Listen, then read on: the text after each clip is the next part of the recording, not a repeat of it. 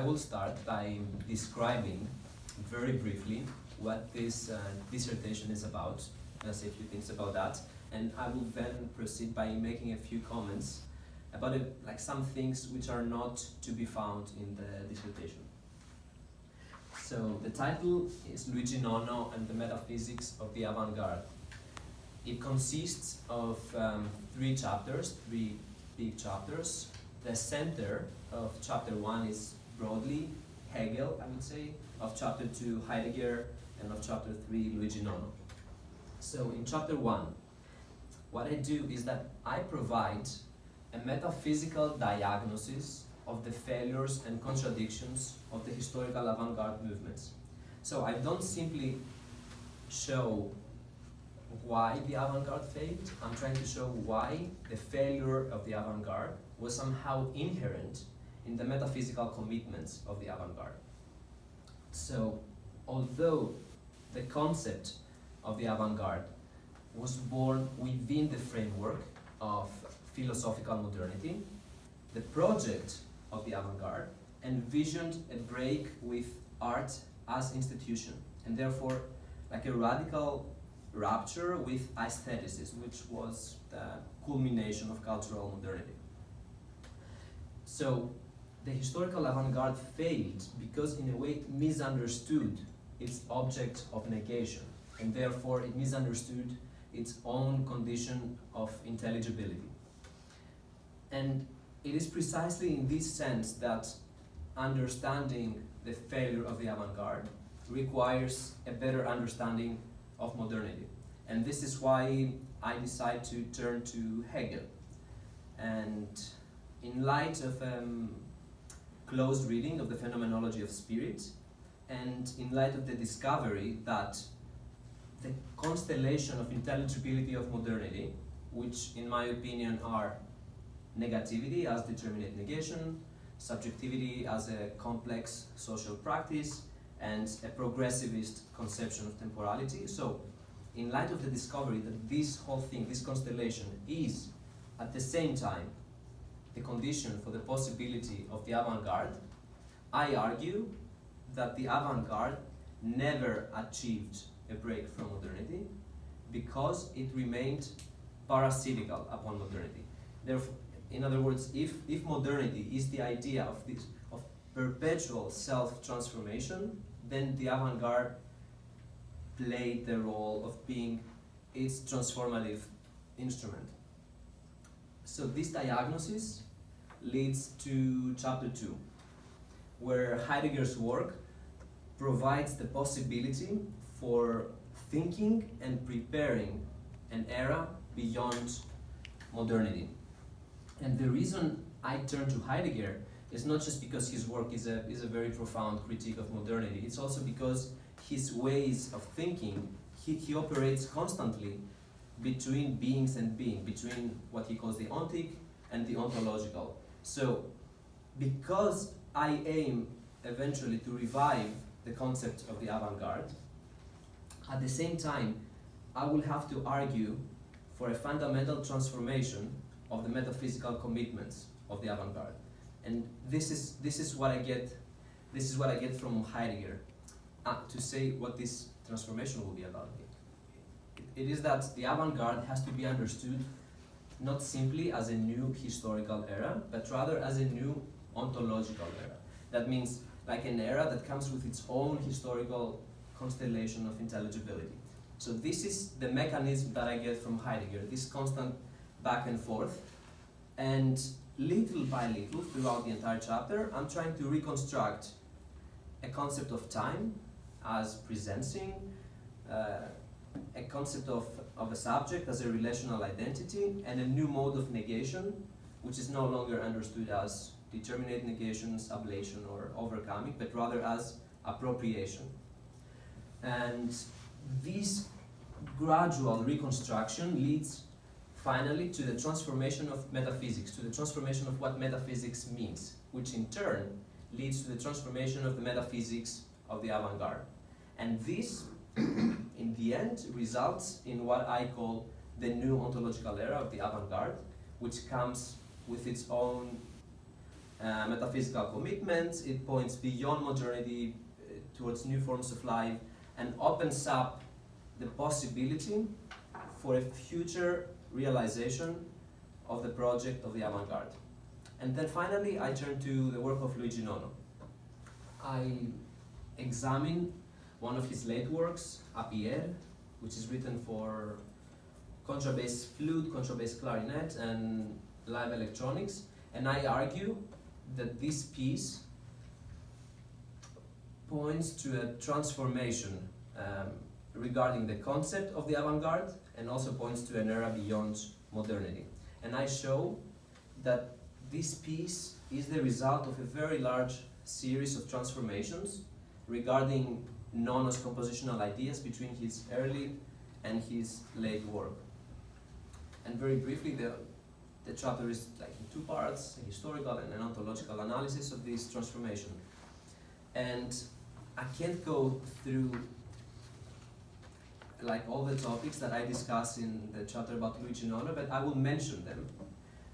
So some of the topics I discuss are a new ontology of sound as a poetic event, a concept of a subject as a relational identity, the shift from the concept of a composer to the idea of a triangular constellation, composer, performers, sound engineers, and an ontology of a music work as a relational happening, and other questions like what is nostalgia, which is a key word for Nono, what is an event, what is a revolution, what is tradition, what is our relation today, or for Nono, with the tradition that precedes us.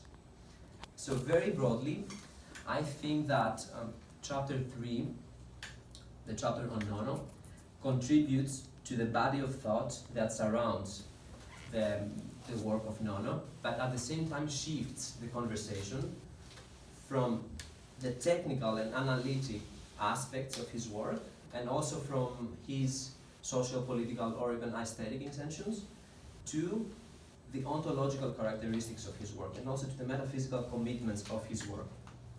And most of the studies I know about Nono, I think that this is what they miss. They miss the question, what is avant in Nono's avant-garde? So there is no groundwork in a way to talk about the avant-garde of Nono in a way that would be avant-garde.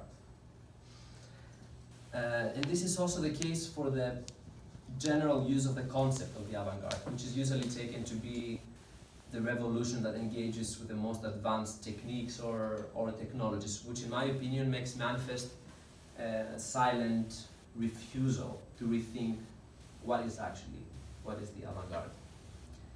So, to find out what is avant in Nono's avant-garde and to restore the integrity and the ideological specificity of the avant-garde is precisely the point of departure of my dissertation. And especially today, where anything is possible from an aesthetic point of view, this is, I think, even more important, because it's so easy to say that we are post or meta avant-garde and just forget the question about the avant-garde. And I think that this question is still valid, it's still important because in it lies inherent the question of progress. And I think that my dissertation, that's how I see it, raises the question of progress. How is progress relevant to a new hearing of sound?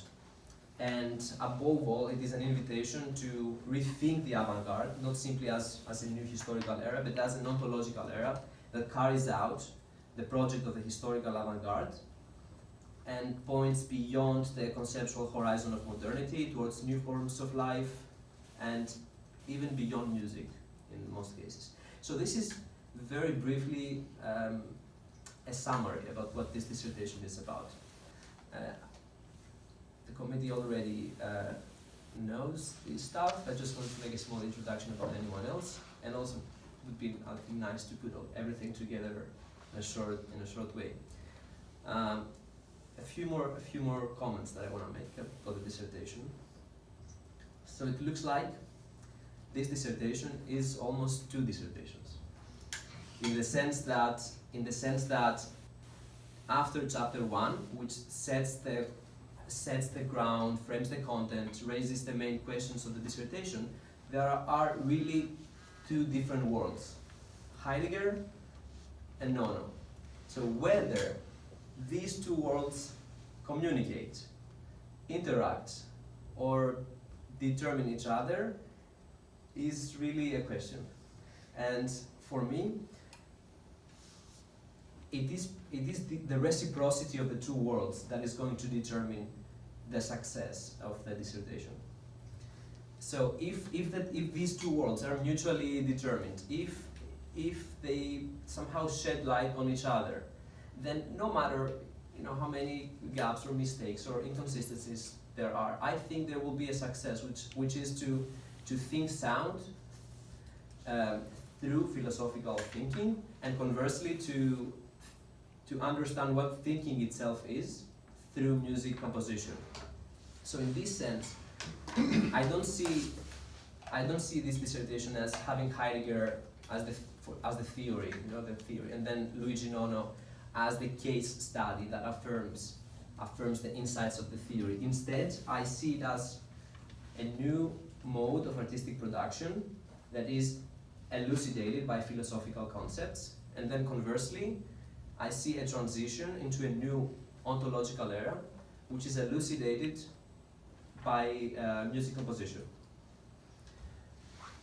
And the way I try to think about it is that I find in Heidegger new ways of making Nono's work intelligible, and then this genuine intelligibility of Nono's work feeds back into Heidegger to illuminate new perspectives. And I don't necessarily describe in what ways these two worlds interact. I tend to keep them apart. I resist somehow creating a relation of primary, secondary, or theory and practice. And I think it's a crucial part of my argument not to fuse these two worlds, not to describe the link between them, and to keep open a possibility for different interpretations, for different relations, and above all for different presentations of the avant-garde disclosing itself. So, on the other hand, if this is not the case, if the two worlds do not contribute to each other, then no matter how interesting or promising the ideas are, I think a big opportunity will be missed. So another thing is that some people from the committee commented on the lack of specific examples from Nono's work, and also on the lack of explaining how thinking differently about Nono leads to different listening experiences. So I also want to say a few things to address this kind of criticism. It is true that I talk very little about the specifics, and I transcend them pretty quickly to grasp that which makes them possible.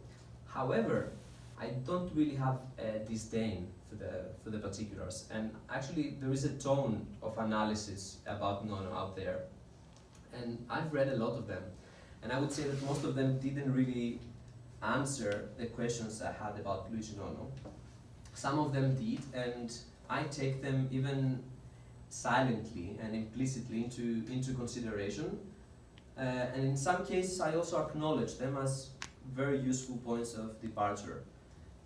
But it is also true that I depart pretty quickly from this level, from the music, But I think that this doesn't necessarily imply that the specifics, the particular, it is disregarded. It rather means that I shift my focus from the particular to that which makes the particular possible. The particular is still there and is always somehow presupposed for this kind of analysis that I conduct.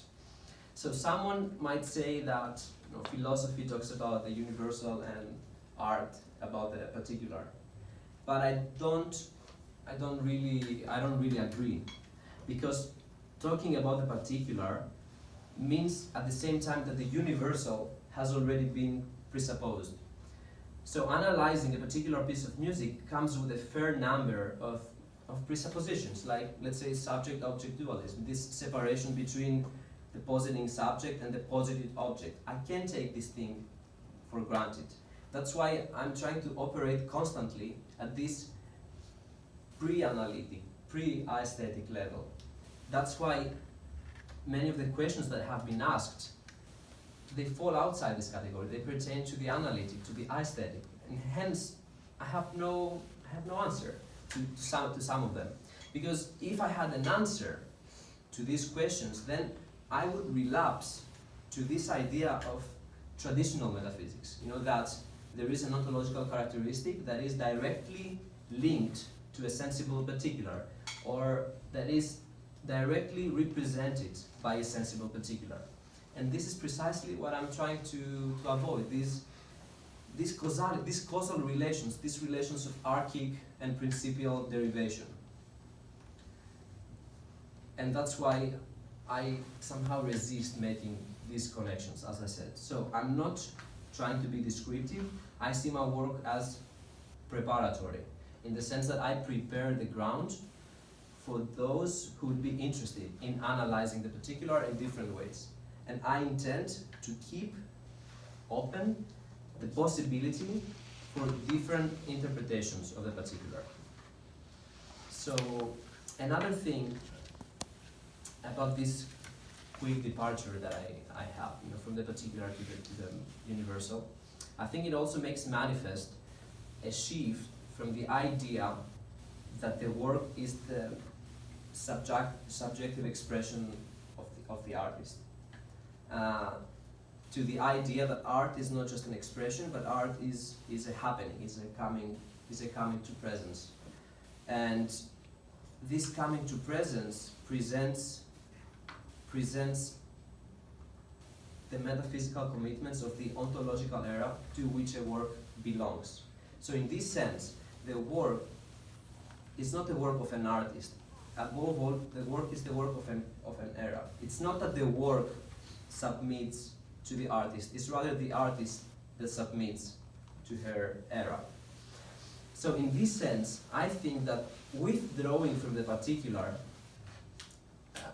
is at the same time a return to the particular.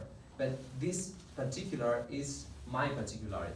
And when I say my particularity, I mean the ways I experience Luigi Nono. And when I say experience, I don't mean only listening experience. I mean listening and thinking about Luigi Nono. And this relation between the two is something that is historically contingent. It's something that belongs to our era and only to our era. It will be different in the future. So one of the main things I'm trying to do is precisely this, to say that listening and thinking are relational. However, once again, I refuse consistently to describe and conceptualize listening experience. I still try to keep these two things separate, because listening is what we all share, is what we all do. We all have a pre-ontological understanding of the work, because we all, I assume, we all have experienced the work, or at least the chapter on Nono assumes that the reader has already experienced somehow the work. So I'm not going to make a correlation between listening and thinking, because I want to keep the conceptual separate from the non-conceptual. Otherwise, I will fall into again the metaphysics of representation, where listening represents thinking, or the non-conceptual is represented by the conceptual.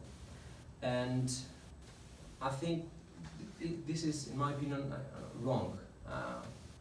I want to defend a relation of dependency between thinking and listening, but I don't want to make the link between the two, to describe it, to make it direct.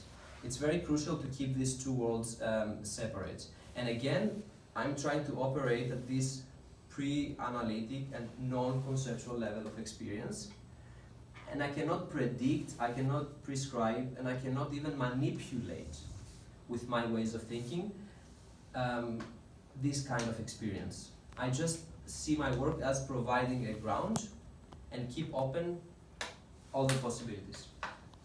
And a final comment that I want to make is about this reciprocity between Heidegger and Nono, between thinking and listening, which in a way is a manifestation, I think, of who I am, like, or maybe who I want to be, like someone who makes music and at the same time someone who tries to think through music.